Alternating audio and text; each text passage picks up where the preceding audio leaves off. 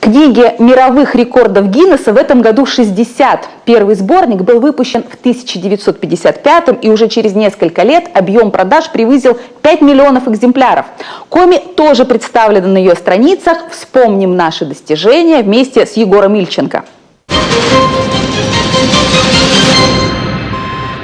Измеримый, основаны на одной переменной, доказуемой и побиваемой. Только при соблюдении всех этих требований рекорд может быть занесен в Книгу рекордов Гиннесса. Сейчас в ней около 40 тысяч достижений. Самое приятное, 4 из них принадлежат Республике Коми. В 2006-м футбольные команды из Ухты, Сосногорска и Печоры провели 60-часовой матч. В установлении рекорда участвовало 24 дружины, которые непрерывно сменяли друг друга по круговой схеме. Такая любовь к футболу не могла остаться незамеченной. Следующий рекорд не заставил себя долго ждать. 23 августа 2009 года в Сыктывкаре стало особенным днем для всех любителей главного новогоднего салата. На Стефановской площади в присутствии сотен зрителей повара приготовили 1013,5 килограммов оливье. Очень отличается от более дома.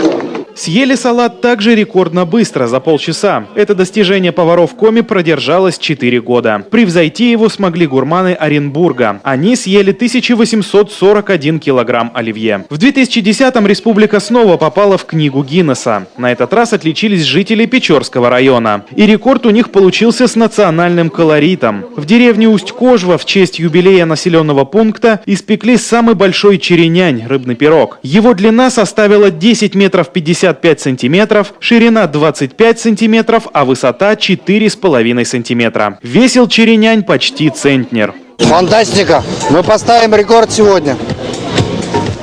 Я просто восхищен, что Коми Республика способна на такой рекорд. Последний рекорд наши земляки установили совсем недавно, 22 августа этого года, на День Республики. Организаторы сшили и набили самую большую в мире подушку. Чехол для нее изготовили заранее, а вот набивали снова на Стефановской. В процессе участвовали более 2 десятков волонтеров. На все про все ушло не более получаса. Габариты подушки гиганта поистине впечатлили. 8 на 8 метров. На ее изготовление ушло 1100 килограммов пуха. Да, нет сложностей, все хорошо, все понимают, все помогали. Посторонние люди сразу помогали. Все без проблем было. Впрочем, в своем первозданном виде подушка-рекордсменка пробыла только 2 дня. Затем ее решили перешить на маленькие подушки и передать в детские дома. Эксперты отмечают, люди, стремясь попасть в Книгу рекордов Гиннесса, порой готовы зайти слишком далеко. Иногда это просто смешно, а иногда смертельно опасно. Рекорды Коми, к счастью, для их участников совершенно безопасны и дарят только позитивные эмоции. Егор Ильченко об итогах больших достижений нашей родной республики.